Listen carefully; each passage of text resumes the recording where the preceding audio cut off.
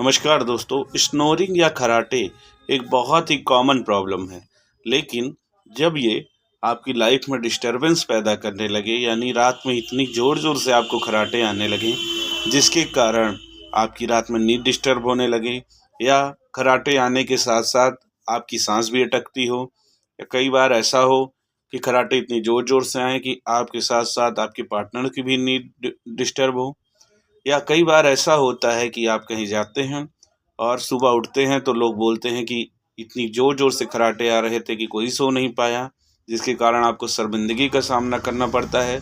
तो आज मैं आपको एक बहुत ही अच्छी होम्योपैथिक ड्रॉप के विषय में बता रहा हूँ।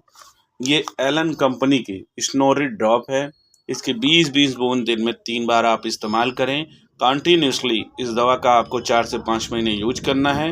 आपके खर्राटे या स्नोरिंग की समस्या में जड़ से निजात मिल जाएगा।